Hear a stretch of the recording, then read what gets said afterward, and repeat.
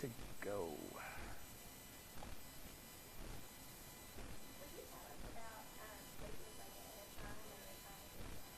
I will. Yeah, the quiz is a good question. The quizzes, what I will do is I will tell you in advance when you're going to have a quiz.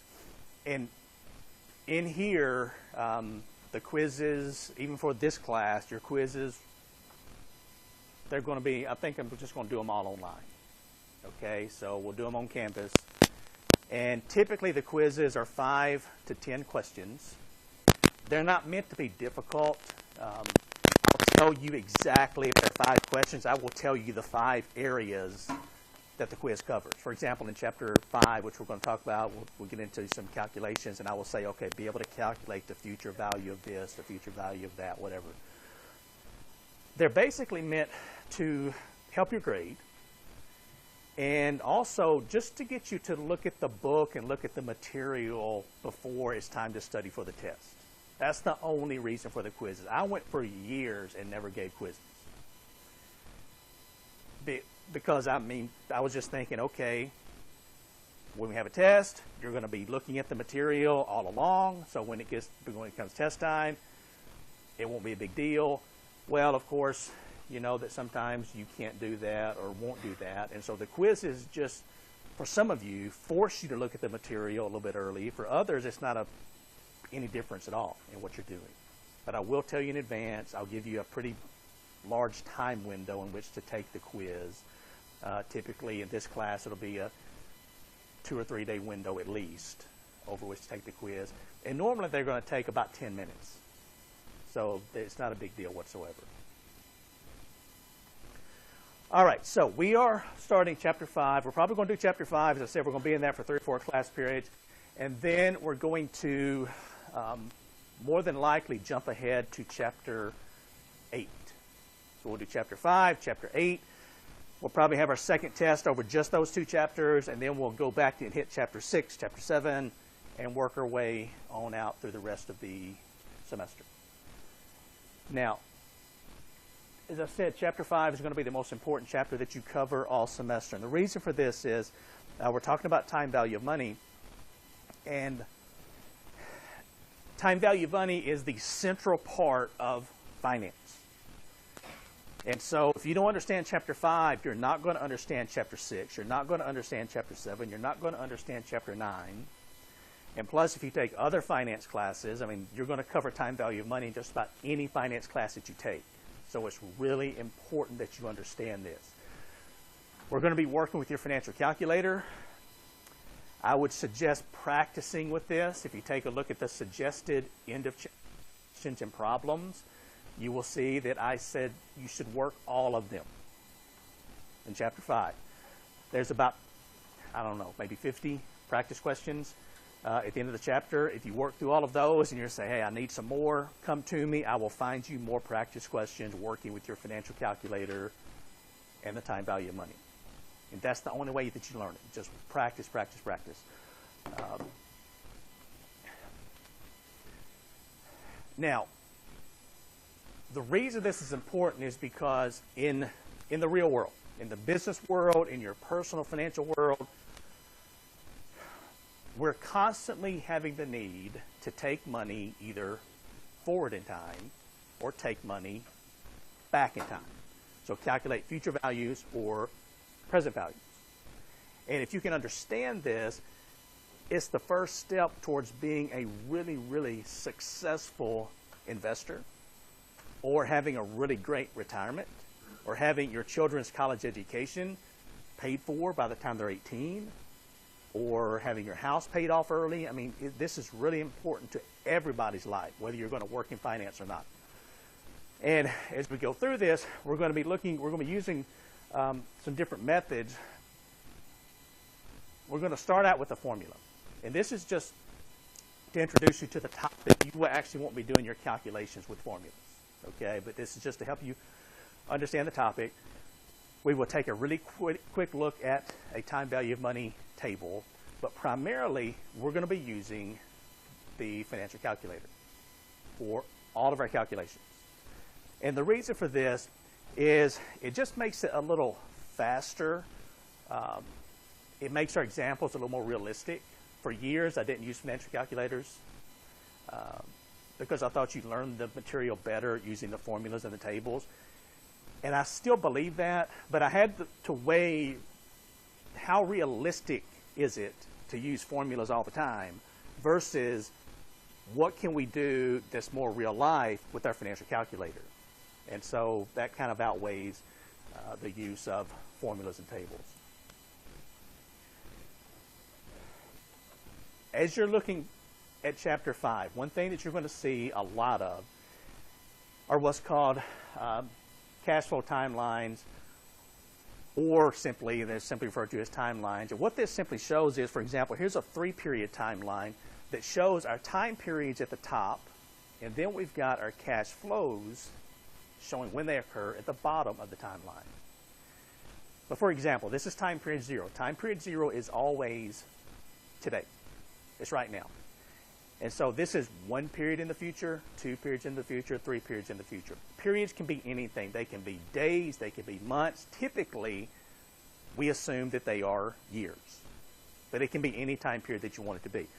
And so here we're taking $700 forward 3 time periods at an interest rate or a rate of return of 10%. So we can see that if it's worth $700 today, if there's an interest rate of 10% in 3 years, it's going to be worth, this $700 is going to be worth $931.70.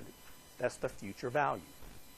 Alternatively, if we know we're going to receive $931.70 3 years from today at a 10% discount rate, we can say that that is the same as having $700 today. So again, we can take money forward in time. We can take money backwards in time. And we're going to be using 2 techniques. One is present value. Of course, that's taking money back in time. And future value, which is taking money forward in time. Now, we typically start out with future value because students find that maybe just a little more interesting because it deals with things like investing, how to become a millionaire, those types of things. But also present value is really important in the business world because with present value, you use that a lot. For example, if you're trying to determine, does our company need to build a new factory? Do we need to expand? Well, if you're going to expand, what you're going to do is you're going to do what's called a capital budgeting analysis. And you're going to go through the steps of analyzing, do we need to spend $50 million on a new factory before you spend the $50 million? And if you find out that that's not a good purchase or a good investment, then you don't spend $50 million of stockholders' money. If you go through the analysis and decide, yes, that is a good purchase, then, of course, you go ahead and make the investment. And so we'll look at that in Chapter 9 is when we get to the capital budgeting part of this. Now, we'll look at this more later, but these are going to be the different cash flows. And by cash flow, I'm simply meaning a sum of cash. Whether it's $1, $100, $1,000 is simply a cash flow. We're going to start out with what's called a lump sum amount. That's simply a single lump of cash. One single dollar amount. Again, whether it's $1, $100, $1,000, it occurs one time. With an annuity, this is going to be multiple payments of the same amount over equal time periods. Now, of course, you notice these are in red, so for the test number 2, you're going to need to know the definition of each of these. So, an annuity, multiple payments of the same amount over equal time periods.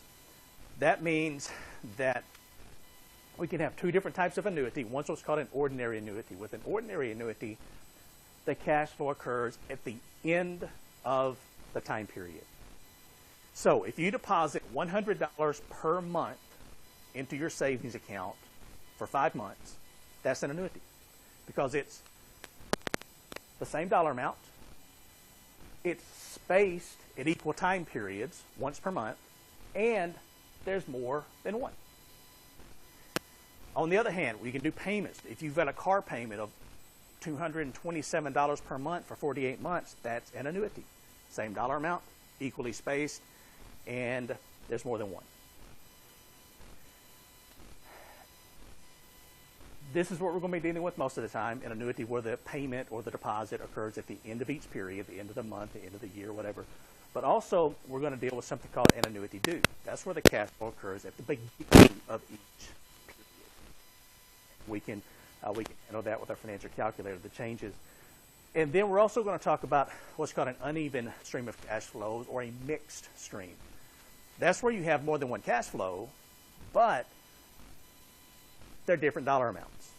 So let's say that you deposit $100 into your savings account this month, $200 next month, $300 the next month, $100 the next month. We've got a mixed stream of cash flows, and we need to know how to calculate the future value or the present value of a mixed stream, an annuity, and a single dollar amount or a lump sum. We'll be looking at all of those. All right, so this is our first area. That's future value. And it says up here that future value uses the process of compounding to determine value at the end of a project's life. Now, a project is just a generic term. You could replace that with investment, so at the end of an investment's life. You could replace that with deposit, so at the end of a deposit's life. So a project is just a generic term to represent lots of other things. And compounding, really, really important. You need to understand compounding, know the definition and know how it works. What this is simply interest earning interest. That's what compounding means. And if you understand compounding, this can be a crucially important step in you being financially successful in the future. If you don't understand compounding, then you can cripple yourself by getting into problems with loans and other types of debt and spending years working your way out, trying to figure out, okay, I'm making payments every month, but why am I not paying more of the balance with each payment? Well, it's due to the effects of compounding.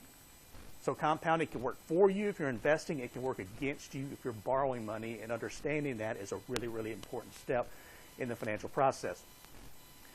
You can see a timeline at the bottom of the screen here, and this shows compounding in effect. For example, if we put in $700, we deposit $700 into an account earning 10% interest. The first year, if we take the 700 multiplied by 1 plus the interest rate, that's going to be $70 in interest. So we're going to now have at the end of the first year the $700 we put in plus the $70 in interest, $770. The second year, we start with $770. We earn 10%. We now have $847. Now you'll notice the second year we earned $77 in interest instead of $70 as we did the first year. So why is there a difference? Because we added interest to the principal amount, and so we had now in the second year we have interest earning interest. We have the compounding effect going on. So we earn more interest the second year, and then you'll notice the third year we start out with even more interest added to the principal amount, and we earn more interest during that time period. With this example, you know, there's $7 difference from year one to year two, and you're thinking, well, okay, that's not much. Big deal. But what I'm going to show you a little bit later is what happens if we're not talking about 1 or 2 years. What if we're talking about 15 or 20 or 30 years? That's when compounding really adds up. And that's what a lot of people don't understand. They hear something like this, and they hear somebody talking about compounding, and they think, hey, that's a great idea. And, you know, we can show you big numbers, $20, and you're thinking, that's really good. But then you start practicing this, and you start investing for the first year. And the first year, you know, you earn some tiny amount of interest. And you're like, whoa, wait a minute, that didn't work out like he said it was going to. Now, the second year, you earn some tiny amount of interest. And so by year 2 or 3, a lot of people, they just get frustrated and they give up. But what you need to understand is compounding doesn't really start adding up until you've been investing for longer periods of time. You're 20, you're 25, you're 30. That's when it makes a big difference. So you've got to get through year 1, 2, 3, and 4 to get to year 20, year 25, year 30. And we'll look at some examples of the difference that that makes. All right, so this is our first time value of money formula. And let me explain to you what this means. This says that the future value of a cash flow at time period N is any time period in the future, so it could be 2 years in the future, 3, 5, 10, 20, 100, whatever, is equal to the present value, this is our lump sum amount, multiplied by 1 plus R is the interest rate, or the rate of return, raised to the nth power. Again, N here represents the same number as N here, so the number of periods in the future. So what's happening here, this is an exponential function. Your money is growing at an exponential rate. And as you know with exponents, if you square a number versus raising a number to the third power or the fourth power, it's not equal. If I take 3 squared, what's the answer? 3 raised to the second power is 9. What if I want to double that square? What if I raise it to the fourth power? 3 raised to the fourth power. The simple answer is it's not double raising it to the second power because you're growing at an exponential rate. Well, that's what's happening with your money here. If you're depositing money and letting compounding take effect, your money is growing at an exponential rate. It's growing fast. On the other hand, if you're borrowing money and it's growing at an exponential rate, that means it's working against you, and it's taking you a long time to pay off your credit cards or your student loans or whatever the situation may be. Now, a lot of times when students see this, this is where they kind of hit the panic button in this class, and they're like, whoa, wait a minute. I'm not a math person. And I was pretty good with some of the calculations with our ratios because there were numbers, but now he's putting notation up here, and he's putting letters, and he's putting exponents, and that's just not me.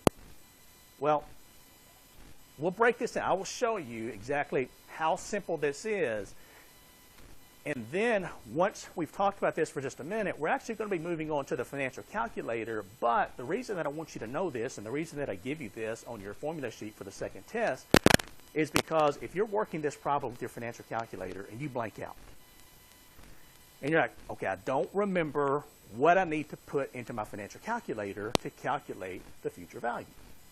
Well, you can look at the formula. We need 3 things.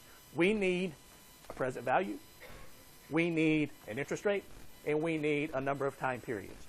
If we have those 3 inputs, we can then solve for the future value. Okay? Now, let's take a look at this, and let's kind of simplify the formula some, just to show you what it's telling us. All right, so we want to find the future value of $700 invested for 3 years, earning 10% per year. There's several ways we can do this. One is we can simply, as shown here, we can take for the first year, we can take we can say the future value is equal to 700, multiplied by 1 plus the interest that we're earning, 10%, and that's going to equal 770. We would then bring the 770 down to year 2, multiply that by 1 plus our interest rate, and that equals 847.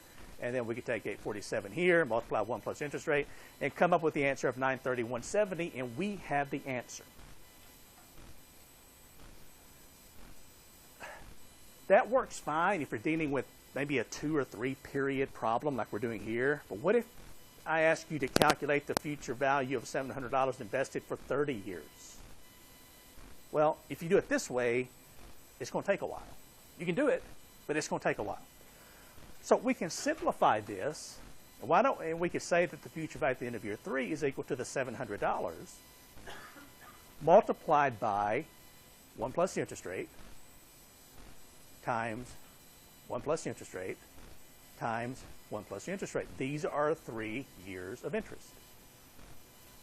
And if we want it to be mathematically correct, and somebody check on me here to make sure this is right, we could take this equation and simply change it to 700 multiplied by 1 plus the interest rate raised to the third power. Is that Mathematically, is that correct? Can we rewrite this like this? Yes? No? Okay. And if we take the 700 multiplied by 1 plus 10 raised to the third power, it's going to equal 93170, which matches what we found here. That's the future value. Now, if you look at this, I think a lot of you can follow along with this, and you can see that it's not really that difficult. Everybody kind of follow me what's happening here with the numbers and where they're coming from? But if you notice, if we take the present value multiplied by 1 plus the interest rate raised to the power that we're looking for, which is in this case the third power, 3 years, it looks just like this. It's the same thing. We're simply substituting the present value, 1 plus the interest rate. In our example, it was 0.1, 10%, raised to, in our example, it was the third power. So our formula here looks a little scary with the notation, but if you look at it here, it makes a lot more sense. Just break it down step by step. Really simple problem. Now, if you understand this, and the reason that I go over this is because even when you're working with a financial calculator and you're simply using the inputs, the time value of money row of keys, I want you to understand somewhat of what's going into the calculator.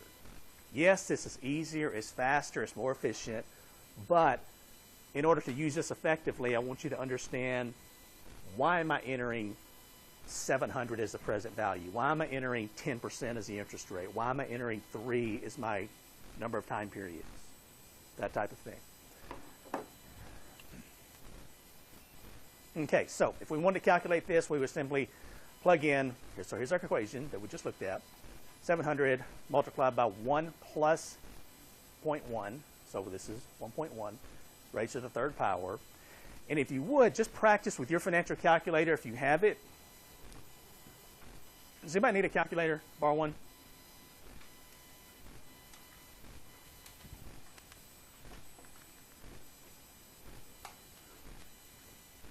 Anybody else?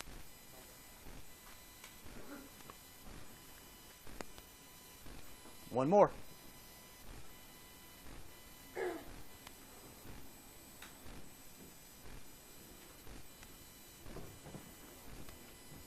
Okay, what I want you to do is just practice this, plug these numbers in.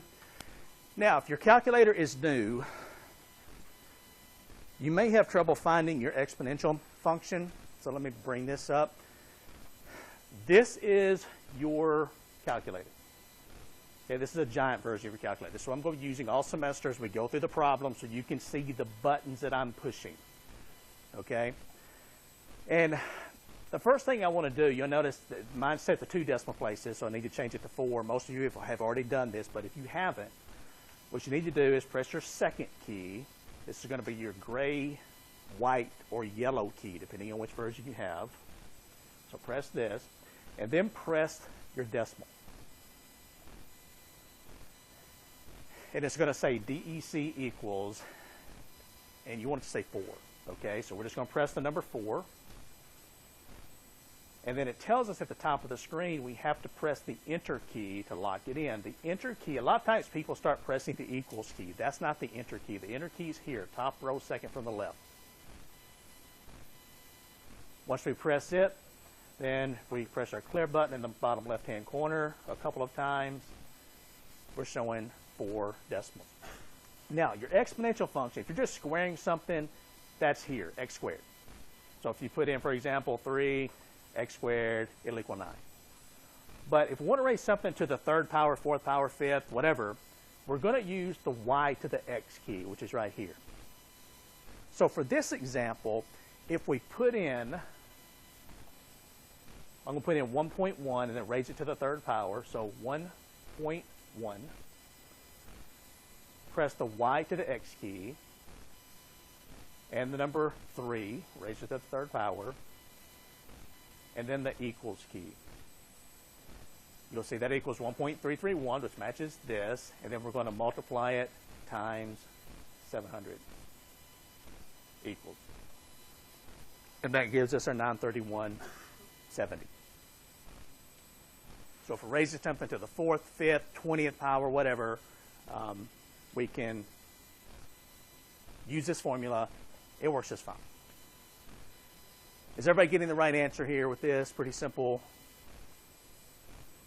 We will speed up, I promise. I just want to make sure everybody's got a good foundation for all of this before we start moving faster. All right. Now, this is a really small time value of money table. So let me... And again, we're not going to use this for any calculations, but I do want to show you sort of what it's showing us. Some of you, if you're in accounting classes, I think you may use time value of money tables. Is that, you still use those in your accounting classes? Okay. This is the future value of a lump sum time value of money table. There are 4 different ones. Future value of a lump sum, future value of an annuity, present value of a lump sum, present value of an annuity. So this is the first one. And what you will see is across the top, you will see interest rates. 1% interest, 2%, 3%, 4%, etc. And this one all the way to 14%.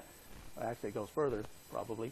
And then periods, you're going to go down 1 period into the future, 2 periods into the future, 3, 4, 5. And most tables go to period 25 or 30. Now, in the middle, all of these numbers, these are what we call FVIF. That stands for Future Value Interest Factors. And this is simply, you know, in the formula we just looked at, the 1 plus R raised to the nth power, that's what these numbers are. So what somebody's done, they have simply gone in and says, what is 1 plus 1% raised to the first power? What is 1 plus 2% raised to the first power? 1 plus 3% raised to the first power? And then they've gone down and said, what is 1 plus 1% raised to the second power? Third power, fourth, fifth, sixth. And so they've gone ahead and done those calculations for you. So it simply saves you a step. For example, if we go back to the problem that we just looked at, and that's what all of this explains, okay? It's simply telling you what I just talked about. So if we go to the example that we just looked at,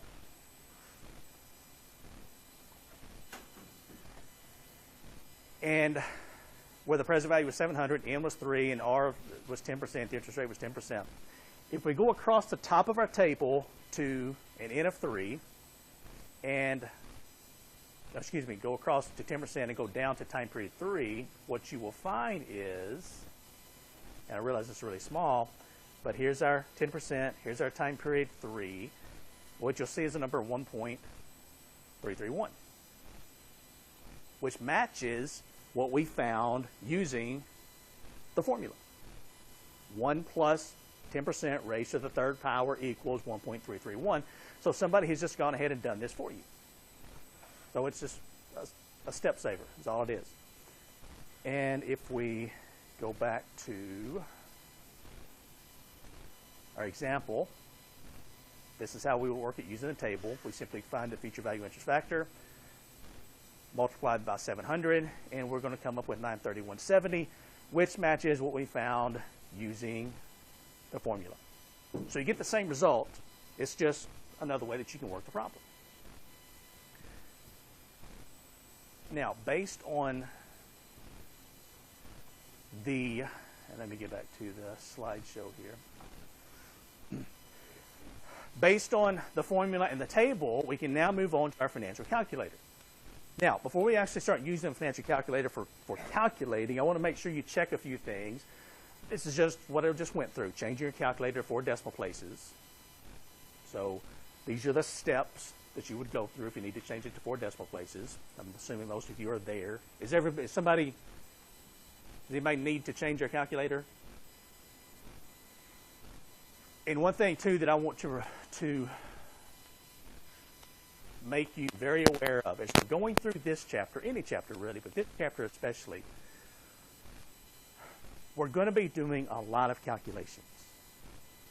And it's not unusual for your calculator not to cooperate with you as we're going through these calculations.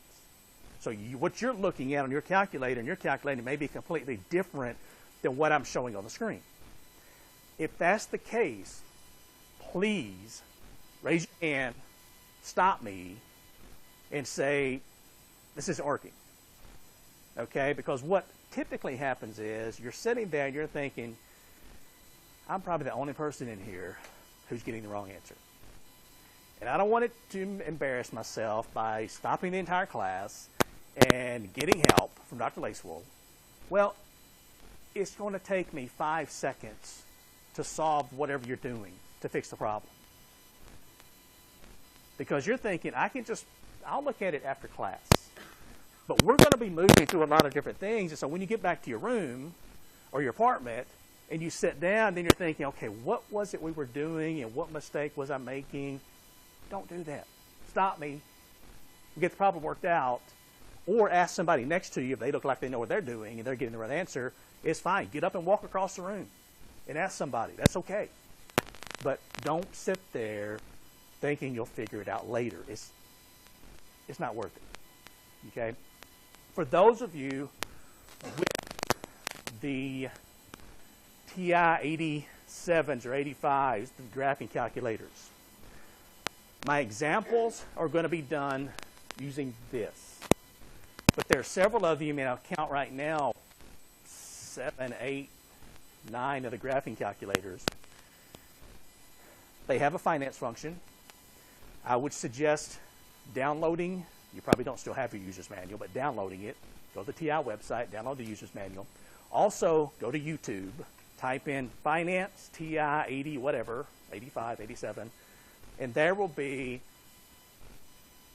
30 to 40 videos on how do I use my graphing calculator to calculate time value of money. And it will walk you through the steps. Okay? I'll be the first to tell you that I don't spend any time using the graphing calculator. So if you have a question with it, I'm going to be of limited help. If you have a question about your BA2 Plus, I can answer your question in about 5 seconds and we can move on. But what typically happens is there's 7, 8, 9 of you in here using the graphing calculators. Some person figures something out, and you simply help each other out, and pretty soon you like it better than you like the BA2 Plus because of the big screen. You can see all your inputs. So whichever one you use, I don't care. It's just don't worry about getting up and walking to somebody in class while I'm lecturing and saying, hey, how did you get that answer? Raise your hand. I'll help you. Whatever the situation is, well, you just get all that shyness out of the way right now and learn this and not worry about being embarrassed about any of this. All right, so changing it to 4 decimals. Everybody's got that. The next thing to check is check your payments per year, the P/Y. It should be set on 1 right now. Now, let me bring this up. Your payments per year key is right above your I/Y key. It says P/Y. So to access that, we're going to press our second key and then press the I/Y key. It should say P/Y equals 1, payments per year equals 1. If it doesn't, some of it may say 12 or 2 or 6 or whatever. We're simply going to press the number 1.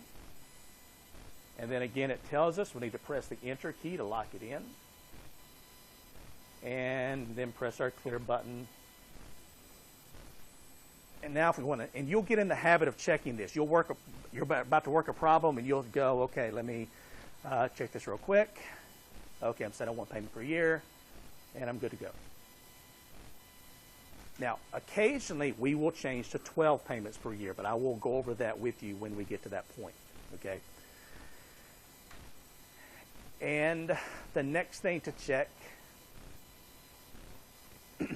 is how to clear inputs after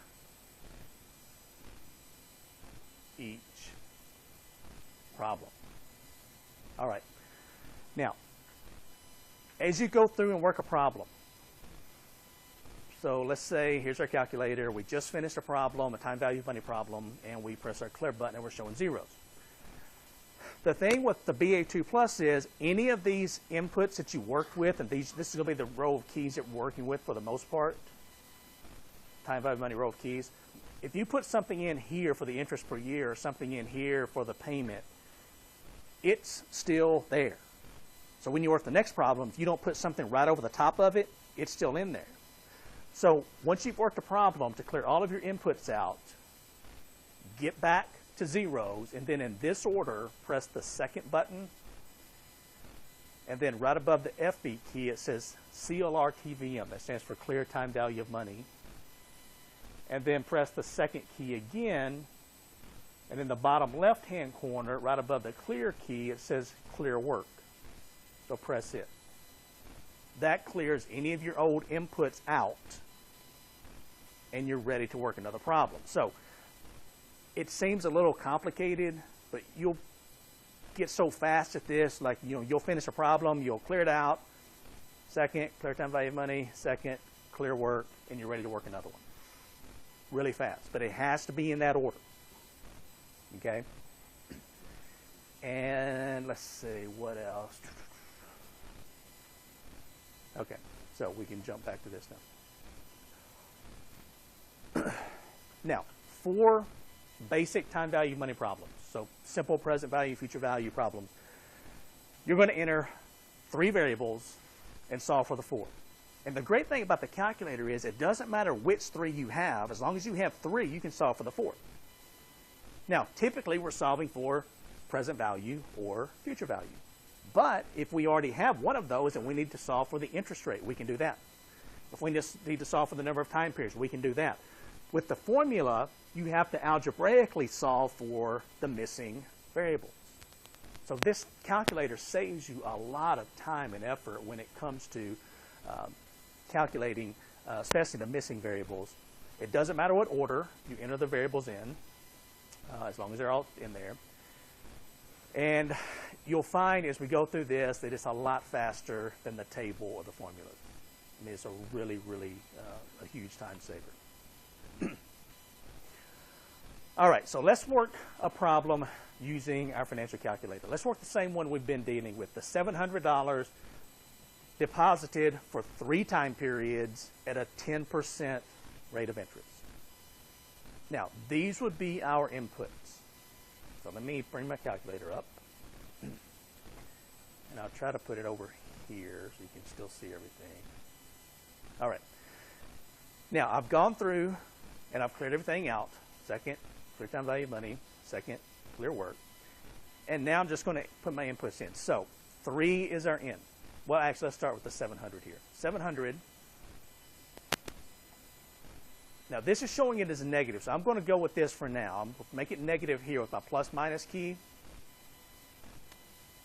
And now I'm going to press my PV, present value. 10 is my interest rate. Now, in the formula, we used is a decimal. Here it's a whole number, okay? So just a whole number 10 for 10%. So 10, and then press the I/Y key. And our in time periods in the future is 3. So 3, and press the N key. We've entered our 3 variables. We're going to solve for the 4th, which is our future value. So we're going to press our compute key first, top left-hand corner, compute, and then FV, future value. And this should show us that the future value of $700 deposited for 3 periods at 10% is $931.70.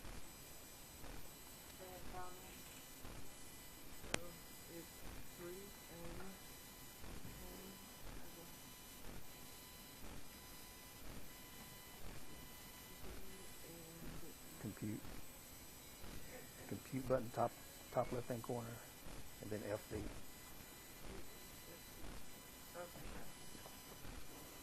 And it just takes a little practice with this, okay? I mean, again, as you first start this, it's a little cumbersome, but you will get very good with your financial calculator. So did anybody not come up with this? Let me know, and we can fix the problem really quickly.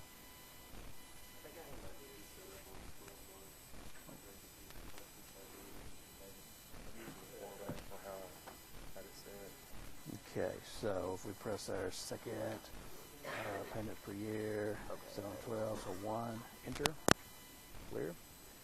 And go through the clear process. Now try it and see if it works.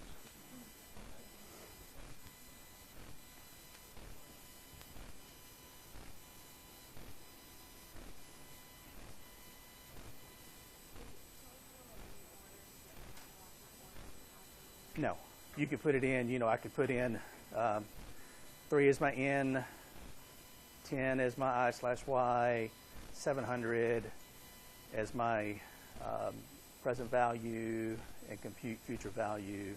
You'll get the same answer. Now, one thing that I wanted to point out here, and it actually says it here, but it's hard to see. Did that work out? Yep. Okay. Is it says that the plus or minus key, we'll use that to make this negative, but you actually don't have to, because if you take a look at your solution, we put in 700 and we come out with a solution of 931.70. Typically, I don't even worry about the negative sign here because it's not necessary. For example, if I put in 700 as my present value and compute the future value, this is going to be my solution, and a lot of times students see this and they say, wait a minute, that says negative 931. Well, the reason that it works in positive or negative is because your calculator views your inputs as either a positive cash flow or a negative cash flow. So think about a negative cash flow is taking money out of your pocket and investing it. A positive cash flow is taking money out of an account and putting it back into your pocket. So if I want it to be technically correct, when I invested this $700 for 3 years at 10%, that's a negative cash flow to me. I'm taking the 700 out and depositing it. So to be technically correct, what I would have done is put in 700, made it negative, and then press my present value key. And then when I compute the future value, when I take this money out 3 years later, that's a positive cash flow to me. But a lot of times I'm in a hurry, and I don't want to worry about the negative sign because I know I'm putting in 700. I know I'm taking out 931.70, so I'm not worried about the negative or positive. So if I'll just put it in like this. I get my solution. I know that this is a positive number.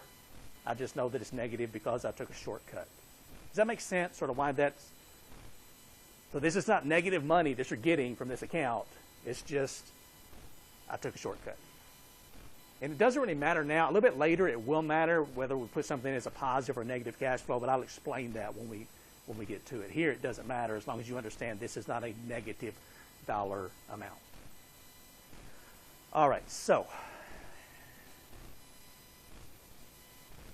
let's work an example here just to make sure that everybody is following along. Let's see, which one is this? I do different ones. Okay, this is the European vacation example. All right. So let's say that you just graduated. I mean, you just graduated. You are standing outside of the CFSB Center in your cap and gown. And your family's there, and they're happy. You know, you survived Principles of Finance, and you graduated, and you have a wealthy relative. Who is it? It's okay, I just said wealthy relative, who says, I'm so proud of you. You made it through finance. You made it through the rest. I kind of wonder sometimes, but you did. You made it. And I want to reward you. So, I know you took Principles of Finance. I know you talked about time value money. So I'm going to give you 2 choices. It's up to you. It doesn't matter to me which one you take. One is you can take a $15,000 vacation to Europe. And you can take that right now. You can leave tomorrow. Or I would give you $15,000 in cash for you to spend however you want. But if I give you the cash, you have to invest it for a minimum of 20 years before you can touch it. And the question is, which one do you take? The great thing about this is there's no wrong answer. You want to go to Europe? That's great. Go to Europe. It's a great place. You can have I mean, it's valuable to see other countries. I would recommend anybody who has the opportunity to see other countries, to visit other countries, to do it because it is so valuable to you as a person. But also, $15,000 cash, that's not bad either. So what I'm showing you here and what this chapter is about, a lot of times people, they hear this and they think, well, this chapter is all about just investing everything that you make and trying to make as much money as possible and trying to be as rich as possible. Well, that's not what it's about. It's simply about being able to make educated financial decisions. Because like with this example, there's not a bad answer. They're both good. It's just which one do you want. Now, with our knowledge of time value of money, and let's see where we are here. Okay, with our knowledge of time value of money, what we can do, try to plug this in really quickly, is we can enter our information. We need 3 variables. We know the first variable in this example, and that is going to be the $15,000. So you can put in your present value is $15,000, and then what we can do is we can do some what-if analysis in terms of what type of return do we think we would earn on our money.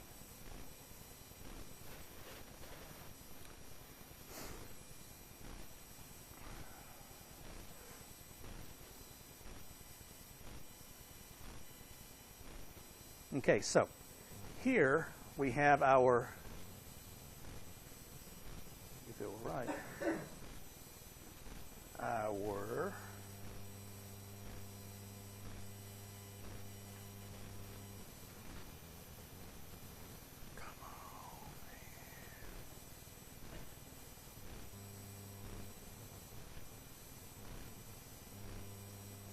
all right, so many updates, so little time.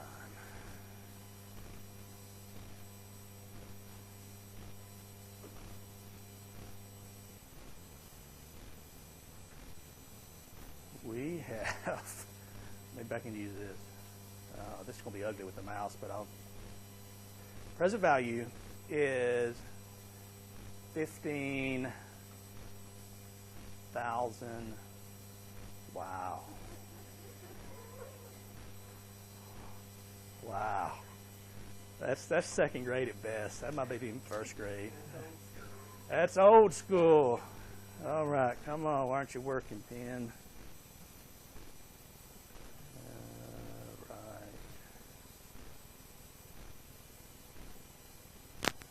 All right. Anyway, now your N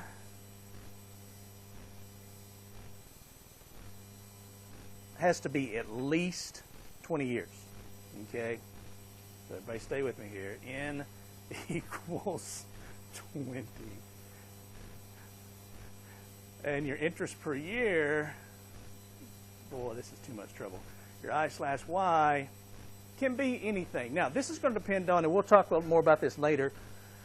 We hit on it just a little bit back in chapter 1, I think, or I guess it was chapter 1, where we talked about the skydiving example and different levels of risk aversion. Some of you are very averse to risk, which we said that doesn't mean you don't like risk. It simply means you have to be paid for taking more risk.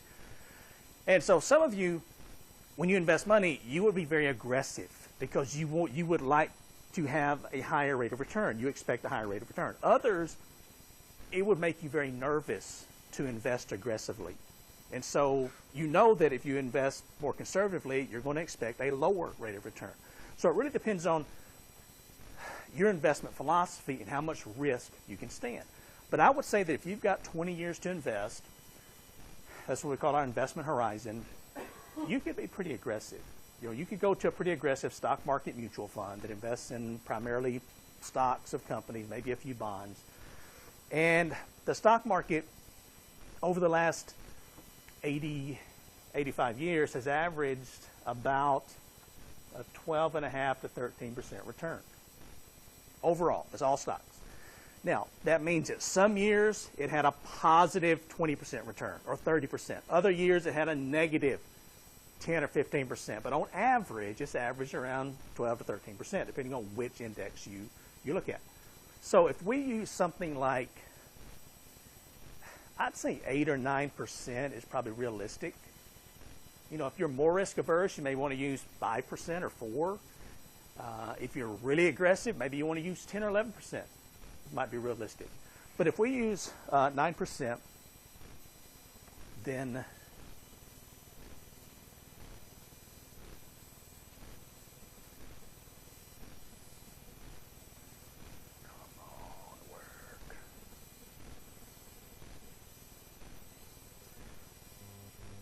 we can have our inputs. Okay, so let's go here. Now I'm going to go through, just to get into practice, second clear time value money, second clear work. And now here's our 15,000. Well, 15,000 is our present value. 20, we know our in has to be at least 20. 20 is in. And 9 I/Y. And compute the future value. So what this shows us is that $15,000 that we invest 20 years later is going to be worth $84,066. And remember, you never put another dollar into this account. That is all of the interest or return that you earned on your money. That's compounding working for you. So that's not bad. Is it equivalent to a trip to Europe right now? That's not for me to decide. That's for you to decide. And as we go through this, again, don't think that I'm anti-trips to Europe or anti-whatever. You know, I've used this example where you had the choice between a Rolex, $15,000 Rolex, and depositing your money for 20 years. I'm not anti-Rolex watches. They're great. Okay, I'm just saying I want you to understand what you're giving up if you make a choice. Now, this is after 20 years. Yes, ma'am.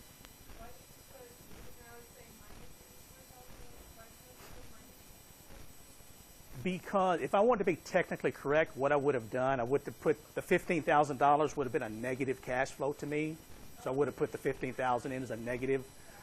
But I just skipped that step. Okay? I can do that if I change it here.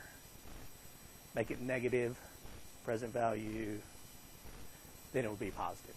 So if I want to take this money out in 20 years, I'll have $84,000. Now, the thing is, most of you, if you will, because I will tell you this a lot, and I've probably already mentioned this before, but when you're looking for careers, when you're looking for jobs, you need to do something that you really, really love to do. I don't mean every day is going to be a great day, but most days should be great days. And if it's not, you need to do something else. Plain and simple. That's how it is. Because life is miserable if you're not happy at your job. So if you follow that advice and you've been working for 20 years and we'll talk about how, investing for retirement things a little bit later, but you've been doing that and you're pretty comfortable. You look into this account 20 years later and you've got $84,000 there and you think, okay, most of you are going to be in your early to mid 40s. Believe it or not, that's really young. Okay? And I'm saying that as a 47-year-old person. When I was sitting where you are, mid 40s wasn't very young. Now, it's a great place to be in life. Okay? So let's say that you just decide, okay, the $84,000 is there. I don't really need it because I've been doing well at work and I've been saving, so I don't really need the money. What if I leave it for another 10 years? What's going to happen to the future value? Well, with your calculator, you can do a lot of what-if analysis really quickly. So we can just change one variable. So instead of having to redo the entire problem, we're just going to change the n. We're going to change the n from 20 to 30. So if we put in 30, press the N key, and compute the future value, how much additional money did we put in? None.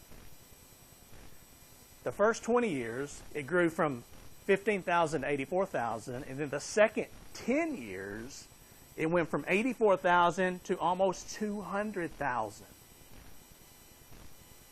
What's happening here? Compounding of interest. That's exactly right. Interest earning interest.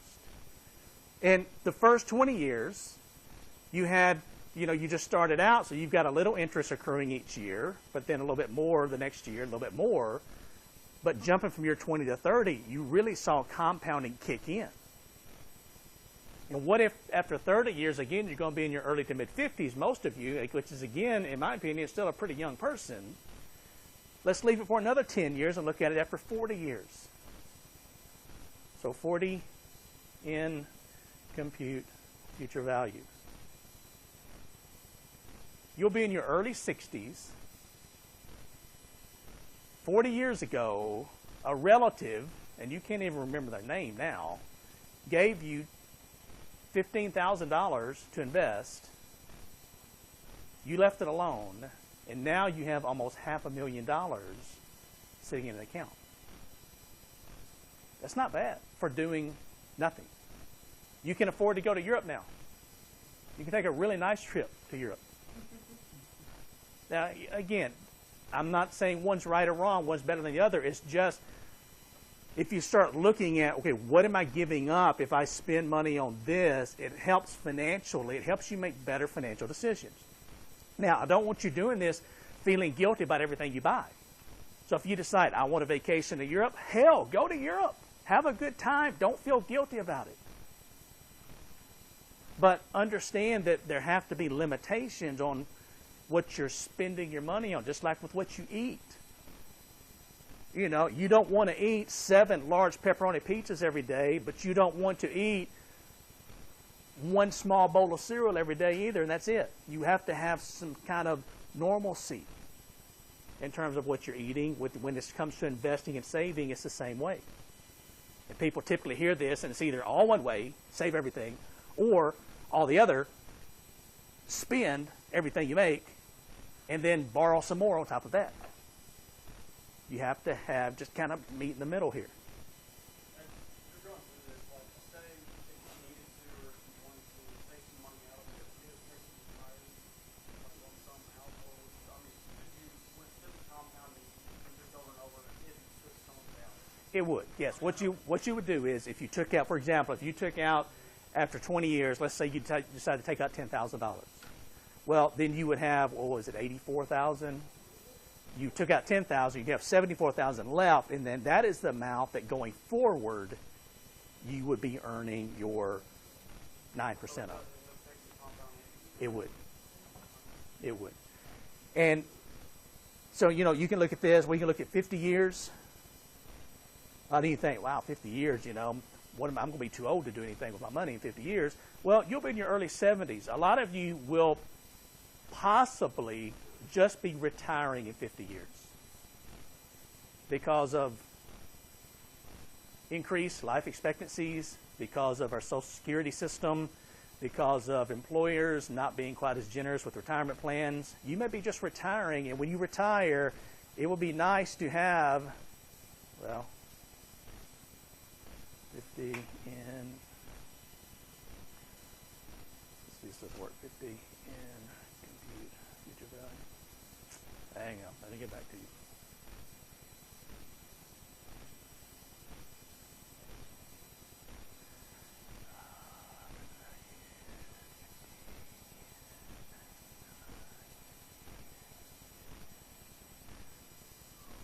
$1,115,000.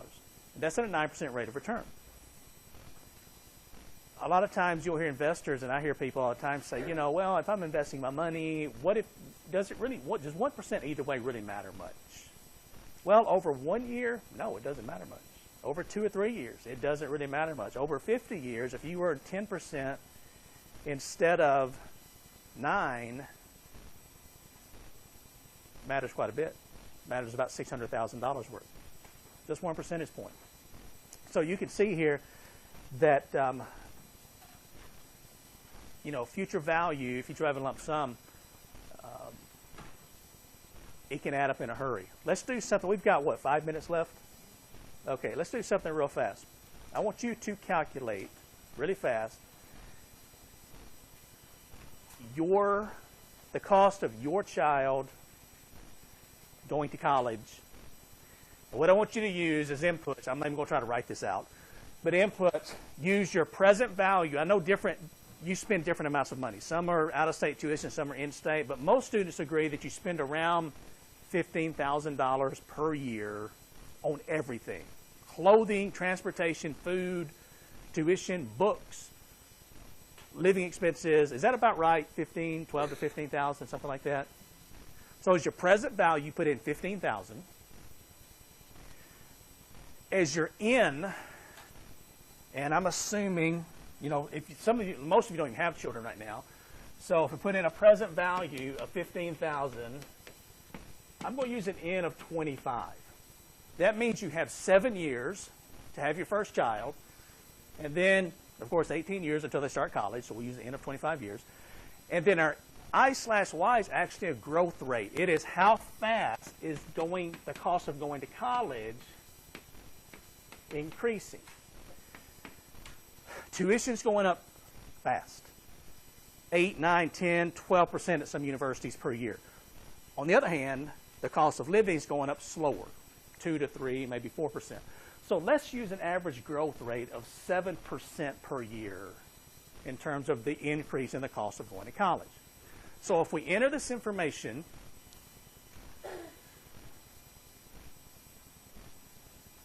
and again, this is one of the practical uses of this, put in 15,000, that's your present value. 25 is your in. 7 I/Y, compute future value. This shows it is going to cost your child $81,411 per year to go to a Murray State type university. Let's round down, 80,000. So I can do the math for you there. If they're on the 4-year plan, 80 times 4, that's $320,000 per child. If they're on the 5-year plan, that's $400,000. If they're on the 6-year plan, you can do the math. This is why your parents freak out whenever especially if they're paying for your college education, you call them and say, hey, Mom and Dad, guess what? I'm changing majors. It's going to take an extra year to graduate. Because they remember what college cost 25 years ago. And so they're seeing this number in their mind. Okay? So remember, this is per child. So if you want to have 6 kids, you can do the math. This example is my contribution to controlling world population. You see this, you're in love with that special person, you're thinking, oh my gosh, I want to be a Brady Bunch, I want to be the Waltons, I want to have 8 or 9 kids. And then you see this and you go, well, maybe 1 or 2 will be enough. Okay? Now, keep this number in mind because later in the chapter, I'll show you, even though this is like a large number, I can show you how can you start when your child is born and how can you have money saved up. And it's not really that painful for them to be ready to go to college in 25 years. All right, everybody have a safe fall break. No class Thursday. I will see you back here next Tuesday. All right, you too.